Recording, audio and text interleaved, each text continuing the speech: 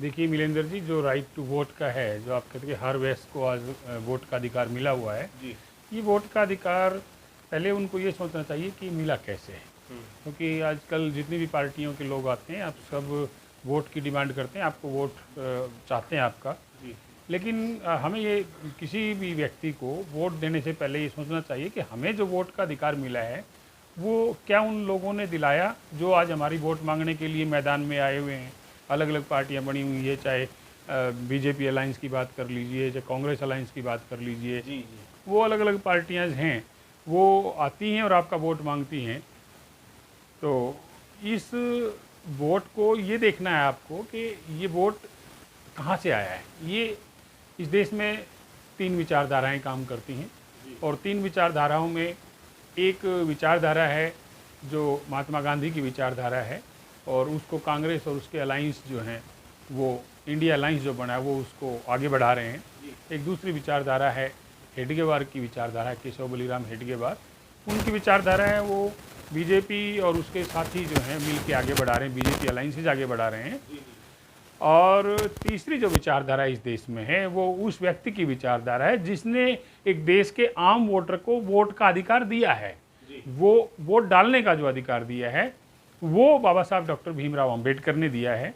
और इस वोट के अधिकार को उन्होंने आप लोगों तक कैसे पहुंचाया, इसके पीछे एक ऐतिहासिक जो कहानी, मतलब ऐतिहासिक इश्यूज जो हैं, उनको हम थोड़ा सा देखेंगे कि वोट का अधिकार आप तो कैसे पहुंचा। आप देखिए, जब बाबा साहब अम्बेडकर कैलिफोर्निया यूनिवर्सिटी में 1916 के बाद में वो यूके जाते हैं, और यूके जाने के बाद में वहाँ 1914 से 18 का बीच का वो समय है, ये प्रथम विश्व युद्ध का समय था। और इस प्रथम विश्व युद्ध के समय में इंग्लैंड में एक ऐसा एजिटेशन हुआ कि लोग जो वहाँ इंग्लैंड के लोग प्रथम विश्व युद्ध में शामिल थे, उन लोगों की बाद में ये बात उठी कि इनको वोट का अधिकार दिया जाए कि नहीं, इनको प्रॉपर्टी का अधिकार दिया जाए कि नहीं। तो उन्होंने अपने एक राजा के सामने, किंग जो इंग्लैंड में है, उनके सामने एजिटेशन किया कि हमें भी रिकॉग्नाइज किया जाए, हमें भी वोट का अधिकार दिया जाए। उन सब के रिप्रेजेंटेशन के ऊपर बाद में ये हुआ कि 1918 में इंग्लैंड में एक लॉ पास हुआ, पीपल्स रिप्रेजेंटेशन एक्ट ऑफ 1918।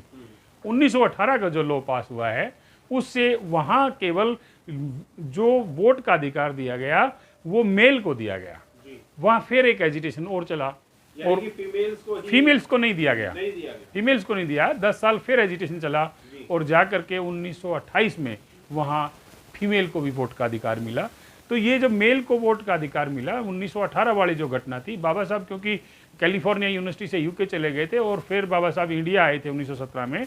तो बाबा साहब इन चीज़ों को देख रहे थे कि जब अंग्रेज अपने देश में सब लोगों को बिना किसी जाति धर्म के, बिना किसी मजहब के भेदभाव के, सबको जो है ना वोट का अधिकार दे रहे हैं, तो ये इंडिया में क्यों नहीं हो सकता। तो बाबा साहब ने ये डिमांड यहाँ भी उठाई, और उसके बाद में बाबा साहब ने 19 जनवरी 1919 को यहाँ साउथ बोरो कमेटी जो आई, साउथ बोरो इंग्लैंड के जो है मेंबर पार्लियामेंट थे, उनकी अध्यक्षता में एक कमेटी आई थी। तो साउथ बोरो कमेटी को बाबा साहब ने कहा कि अगर आप इस देश में प्रजातंत्र स्थापित करना चाहते हैं तो यहाँ के आम आदमी को जो वयस्क मताधिकार देना पड़ेगा। साउथ बोरो कमेटी ने अपनी रिपोर्ट जो बनाई और इंग्लैंड की सरकार को भेजी। उसके बाद में यहाँ जो मिंटो मार्ले, आपने कभी सुना होगा, मिंटो मार्ले रिफॉर्म्स 1909 में हुए थे। उसके बाद में मॉन्टेग्यू चेम्सफोर्ड रिफॉर्म्स हुए। मॉन्टेग्यू जो है, एडविन मॉन्टेग्यू, उस समय भारत सरकार का सचिव था, और लॉर्ड चेम्सफोर्ड यहाँ का गवर्नर जनरल था। दोनों लोगों से फिर से ब्रिटिश गवर्नमेंट ने अलग अलग से अब उनकी रिपोर्ट मांगी। तो ये 3 रिपोर्ट इकट्ठी हुई ब्रिटिश गवर्नमेंट के पास। एक मिस्टर साउथ बोरो की कमेटी साउथ बोरो कमेटी, दूसरा मॉन्टेग्यू कमेटी, और तीसरा चेम्सफोर्ड कमेटी। तो इन तीनों की जो रिपोर्ट गई इंग्लैंड में, तो ब्रिटेन की पार्लियामेंट ने तीनों की रिपोर्ट जाने के बाद में एक लॉ पास किया जिसको आप भारत सरकार अधिनियम 1919 के नाम से जानते हैं, government of India act of 1990। इस 1919 के अधिनियम में ये लिखा गया कि जो डिप्रेस्ड क्लासेस हैं उनको भी पॉलिटिकली रिकॉग्नाइज किया जाएगा, जो डिफरेंट सेक्ट्स बने हुए थे उनको भी रिकॉग्नाइज किया जाएगा, और इन सबको राजनीति में हिस्सा दिया जाएगा। क्योंकि बाबा साहब की जो डिमांड थी साउथ बोरो के साथ कि अगर रियली आप यहाँ प्रजातंत्र स्थापित करना चाहते हैं तो यहाँ इस देश के हर नागरिक को वोट का अधिकार मिलना चाहिए, तब जाकर के प्रजातंत्र स्थापित होगा। ये 1919 का एक्ट में एक बात लिखी कि जब ये एक्ट के 10 साल पूरे होंगे तो हम एक कमीशन भेजेंगे, और वो कमीशन आया रॉयल कमीशन के नाम पे। रॉयल कमीशन जो है उसमें 7 सदस्य थे, जिनमें से 3 मेंबर पार्लियामेंट थे यूके के और 4 दूसरे लोग थे। तो वहाँ जो उनका हेड था उस रॉयल कमीशन में सर जॉन साइमन था, इसलिए वो साइमन कमीशन के भी नाम से बोला गया यहाँ, या रॉयल कमीशन के नाम से, दोनों एक ही चीज़ है। और उस साइमन कमीशन के साथ जो सर जॉन साइमन था उसके साथ एक वहाँ का ब्रिटेन का पार्लियामेंट का मेंबर पार्लियामेंट एटली भी था, जो बाद में जाकर के एटली लिबर पार्टी से ब्रिटेन का प्राइम मिनिस्टर भी बना।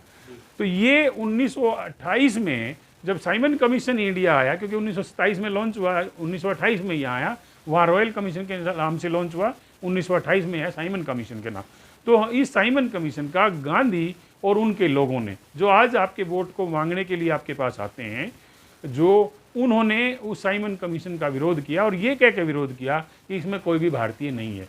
यथास्थिति जो थी उसको, जो अंतोगतवा जो असलियत थी उसको छपा करके ये कहा गया कि आप साइमन कमीशन का विरोध कीजिए, और लाला लाजपत राय को लाहौर भेजा उसका विरोध करने के लिए। लेकिन इधर बाबा साहब अम्बेडकर इन स्थितियों से काफ़ी वाकिफ थे। उन्होंने सर छोटू राम, जो जाट समाज के एक बड़े नेता हैं हरियाणा के, और पूरे नॉर्थ इंडिया में एक बड़ा नाम है सर छोटू राम का, सर छोटू राम, और बिहार से एक बैकवर्ड क्लास के सुंदरलाल चौरसिया, ये तीनों व्यक्ति लाहौर गए और इन्होंने साइमन कमीशन से मुलाकात की और पूरे इंडिया को उनको विजिट्स कराई। और साइमन कमीशन ने जो रिपोर्ट दी जा करके, उसके बाद ब्रिटेन की जो पार्लियामेंट थी उसने डिसाइड किया कि अब हम राउंड टेबल कॉन्फ्रेंसेस बुलाएंगे, जिसमें भारतीय नेताओं को बुलाया जाएगा और पूछा जाएगा कि आप लोगों को क्या क्या डिमांड्स है और इनको कैसे हम पूरा करें। डॉक्टर साहब, अभी आपने एक नाम लिया साइमन कमीशन, साइमन कमीशन क्या था?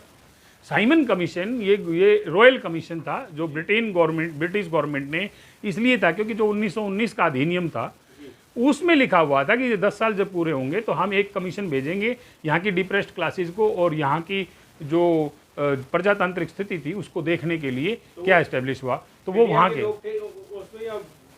वो सारे ब्रिटेन के लोग थे। 3 मेंबर थे ब्रिटेन के पार्लियामेंट के सदस्य थे, सर जॉन साइमन जो उनके अध्यक्ष थे, और क्लेमेंट एटली ये उनके मेंबर थे, एक ब्रिटिश मेंबर और पार्लियामेंट के थे, और 4 अन्य सदस्य थे जो एग्जीक्यूटिव के सदस्य थे। तो ये साइमन कमीशन की रिपोर्ट के बाद में फिर ब्रिटिश गवर्नमेंट ने राउंड टेबल कॉन्फ्रेंसेस बुलाई, और राउंड टेबल कॉन्फ्रेंसेस में जब प्रथम राउंड टेबल कॉन्फ्रेंस हुई वो 12 नवंबर 1930 को सर जो किंग जॉर्ज पंचम, जो वहाँ उस टाइम पंचम आ गए थे, किंग जॉर्ज पंचम ने उसका उद्घाटन किया। और उसमें अछूतों का प्रतिनिधित्व करने के लिए, डिप्रेस्ड क्लासेस का प्रतिनिधित्व करने के लिए बाबा साहब डॉक्टर अम्बेडकर और एस श्रीनिवासन 2 बंदे यहाँ से गए और उन्होंने अपनी बात रखी। इस साइमन कमीशन की रिपोर्ट के आधार पर जो पहला गोलमेज सम्मेलन बुलाई गई, उसमें गांधी और कांग्रेस जानबूझ करके नहीं गए, उन्होंने मना कर दिया जाने के लिए। दूसरी राउंड टेबल कॉन्फ्रेंसेज हुई, उसमें गांधी गया और जाकर के ये कहा कि डॉक्टर अम्बेडकर तो अछूतों का नेता नहीं, अछूतों का नेता तो मैं हूँ। यहाँ ब्रिटिश गवर्नमेंट ने फिर ब्रिटिश पार्लियामेंट ने पूछा कि आप कैसे हैं, तो डॉक्टर अम्बेडकर अछूतों का नेता है, डिप्रेस्ड क्लासेस का नेता है। तो फिर उन्होंने ये कहा कि जो आप दोनों कह रहे हैं हम नहीं मानेंगे, हम आपके लोगों, देश के लोगों से पूछेंगे। और वहाँ फिर इंडिया के लोगों के पास टेलीग्राम भेजे गए कि जो अम्बेडकर को डिप्रेस्ड क्लास का नेता मानता है वो इनकी फेवर में तार भेजिए, जो गांधी को मानता है वो गांधी की फेवर में तार भेजिए। गांधी के पास चुने हुए लोगों के गांधी के नाम से तार गए, वो भी पूना से गए। बाकी ऑल ओवर इंडिया से जो तार गए वो बाबा साहब अम्बेडकर के नाम गए, और इसलिए बाबा साहब अम्बेडकर को डिप्रेस्ड क्लासेस का नेता जो ब्रिटिश की जो राउंड टेबल कॉन्फ्रेंस थी सेकंड, उसमें डिक्लेयर कर दिया गया कि सच में बाबा साहब और डॉक्टर अम्बेडकर यहाँ के डिप्रेस्ड क्लासेस के नेता हैं। तो ये दूसरी कॉन्फ्रेंस थी जिसमें गांधी ने ये क्वेश्चन लगाया। तो तीसरी कॉन्फ्रेंस में जो गांधी प्रतिनिधित्व करने गए राउंड टेबल कॉन्फ्रेंस में, वहाँ तो स्पष्ट कह दिया उन्होंने कि अगर आप गरीबों को, अछूतों को, पीड़ितों को, डिप्रेस्ड क्लासेस को भी वोट का अधिकार देंगे तो हमें ऐसी आज़ादी नहीं चाहिए। हम गुलाम ही रहना पसंद करेंगे, लेकिन अगर इनको आज़ादी देनी है तो हमें ये ऐसी आज़ादी नहीं चाहिए। तो ये जब कहा तो आप समझ सकते हैं कि आप लोगों के अधिकार अगर आपको मिलते हैं तो उस पर गांधी का क्या वर्जन था, उस पर कांग्रेस का क्या वर्जन था, अगर आप इनको डिटेल में पढ़ना चाहेंगे तो वॉल्यूम 17(2) जो है, 17(1) जो है, उसमें बाबा साहब का एक राइट अप है, उसमें वाज गांधी ए महात्मा, ये आप इसको पढ़ लीजिए, बड़ा अच्छा बाबा साहब ने लिखा है। और जो what Gandhi and Congress has done for untouchable, जो वॉल्यूम 9 है बाबा साहब की राइटिंग एंड स्पीचेस का, उसमें सारी डिटेल्स हैं कि कैसे कैसे राउंड टेबल कॉन्फ्रेंस है। और वॉल्यूम नंबर 2 में साइमन कमीशन, राउंड टेबल, उसमें से आप पढ़ेंगे तो वो भी चीज़ें आपको मिल जाएंगी। तो बाबा साहब की राइटिंग एंड स्पीचेस बाकी क्लियर हैं इन चीज़ों पे। तो वहाँ कांग्रेस ने और उनके नेताओं ने पुरजोर विरोध किया कि डिप्रेस्ड क्लासेस को वोट का अधिकार नहीं मिलना चाहिए। उसके बाद तीनों राउंड टेबल कॉन्फ्रेंसिस का कंक्लूजन हुआ कि वहाँ उस टाइम जो मैकडोनल्ड जो थे, जॉर्ज मैकडोनल्ड प्राइम मिनिस्टर थे यूके के उस टाइम, तो मैकडोनल्ड ने एक अवार्ड घोषित किया वहाँ 10 अगस्त 1932 को, और वो अगस्त जो अवार्ड जो है वो मैकडोनल्ड अवार्ड के नाम से आया, और जिसकी 17 अगस्त 1932 को सुबह सुबह ऑल इंडिया रेडियो के माध्यम से जब गांधी और उनके नेताओं को पता लगी, कांग्रेस के नेताओं का, कि कम्युनल अवार्ड डिक्लेयर हो चुका है, यानी कि वहाँ जो रॉयल कमीशन के बाद जो मैकडोनल्ड अवार्ड आया था वो यहाँ कम्युनल अवार्ड के नाम से जाना गया। और उस कम्युनल अवार्ड में 4 चीज़ें बाबा साहब इस देश के लोगों के लिए लेके आए थे। सबसे पहले वोट का अधिकार वो लेके आए थे, सबको, वेस्ट को मताधिकार। दूसरा, जो पॉपुलेशन है, पॉपुलेशन के हिसाब से रिप्रेजेंटेशन दिया जाए। तीसरा, जो 2 वोट का अधिकार। और चौथा जो है सेपरेट इलेक्टोरेट, पृथक निर्वाचन क्षेत्र। ये 4 चीज़ें लेके आए थे, जिनके खिलाफ महात्मा गांधी ने यरवदा जेल में उस टाइम थे, उन्होंने आमरण अनशन शुरू कर दिया। और अंतोगत्वा ऐसा हुआ कि बाबा साहब को मजबूरी में 24 सितंबर 1932 को पूना पैक्ट पे साइन करना पड़ा। और पूना पैक्ट के माध्यम से 3 चीज़ें ख़त्म कर दी। एक, जो वयस्क मताधिकार वो दिया गया, और उसके बाद 3 चीज़ों की जगह रिजर्वेशन दी गई। लेकिन फिर क्या हुआ कि जो वयस्क मताधिकार था उस पर भी जब गवर्नमेंट ऑफ इंडिया एक्ट 1935 पास हुआ, 1935 का भारत सरकार अधिनियम, उस पर भी कुछ कंडीशंस लगा दी गई कि कहीं कोई मैट्रिक होना चाहिए, कहीं कोई बीए होना चाहिए, पढ़ा लिखा होना चाहिए, नौकरी होनी चाहिए, या ज़मीन जायदाद होनी चाहिए। इस तरीके से कंडीशन लगा के वयस्क मताधिकार तो दिया, लेकिन वो हर वयस्क को नहीं दिया। इसके लिए 1 दिसंबर 1944 को बाबा साहब ने, क्योंकि जो साइमन कमीशन में मेंबर थे क्लेमेंट एटली, वो वहाँ उस टाइम प्राइम मिनिस्टर बन चुके थे 1944 में, तो बाबा साहब ने उनको लेटर लिखा, क्योंकि अच्छे मित्र थे बाबा साहब के वो, कि लेटर लिखा कि आप जो है ना इस जो पूना पैक्ट है इस करार को रद्द कर दीजिए। तो वहाँ से बाबा साहब के नाम लेटर आया एटली का कि डॉक्टर अंबेडकर, ये 2 भारतीय पार्टियों के बीच का एक पैक्ट था, इसलिए इसको हम रद्द नहीं कर सकते। आपको कॉन्स्टिट्यूशन जब आगे फ्रेम होगा उसमें आपको टाइम दिया जाएगा और आप इसको कॉन्स्टिट्यूशन के माध्यम से ठीक कर देना। और हुआ हुई कि कॉन्स्टिट्यूशन असेंबली जो है कॉन्स्टिट्यूट हुई, क्योंकि जो कैबिनेट मिशन आया, कैबिनेट मिशन के बाद में कॉन्स्टिट्यूशन असेंबली कॉन्स्टिट्यूट हुई। और उसके बाद में फिर जब कॉन्स्टिट्यूएंट असेंबली में बाबा साहब की एंट्री होनी थी, उस टाइम फिर ये जो आपका वोट मांगने के लिए लोग आते हैं, इन्होंने फिर से बाबा साहब के विरोध किया। बॉम्बे से बाबा साहब इलेक्शन लड़े, उनको हरा दिया।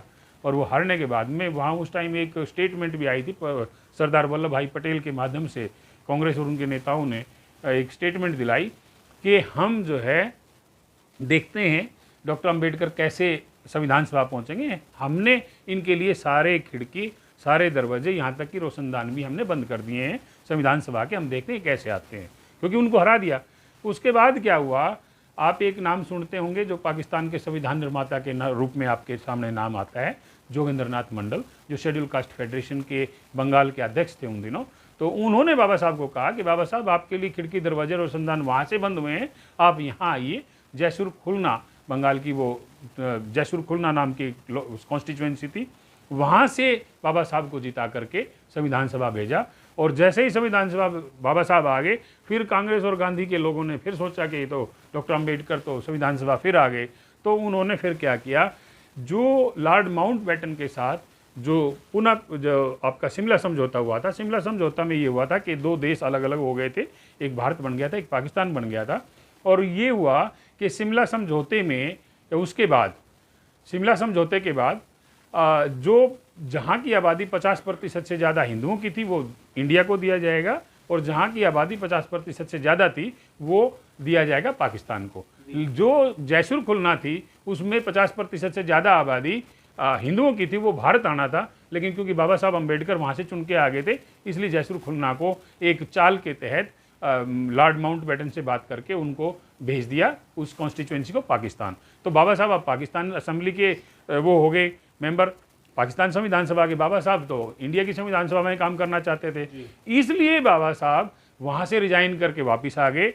उन्होंने फिर अपना ब्रिटिश प्राइम मिनिस्टर से, इन लोगों से बात की कि भाई देखिए इन्होंने क्या क्या किया है, लेकिन फिर वहाँ से ये आश्वासन मिला कि कोई नहीं, बात की जाएगी। और अंतोगत्वा जब ब्रिटिश सरकार का दबाव भारतीय नेताओं पर आया और इधर से जो है ना स्थिति ऐसी थी, फिर उन्होंने पूना का एक एडवोकेट था, उस एडवोकेट को कहा कि भाई M.R. जयकर एक एडवोकेट थे, उनको कहा कि भाई आप इस सीट को खाली कीजिए, और फिर बाबा साहब को वो संविधान सभा में लेके आए। और अंतोगत्वा बाबा साहब जब संविधान सभा आए, पूरा डिबेट्स किए, और फाइनली 16 जून 1949 को बाबा साहब ने अनुच्छेद 326 को पास करा लिया संविधान सभा से, और उस दिन ये वयस्क मताधिकार दिया गया। ये वयस्क मताधिकार पहले 1935 के गवर्नमेंट ऑफ इंडिया एक्ट जो था उसके अलग था, क्योंकि इसमें बिना किसी जाति के, बिना किसी धर्म के भेदभाव के हर व्यक्ति को मताधिकार दिया गया था, कोई कंडीशंस नहीं थी।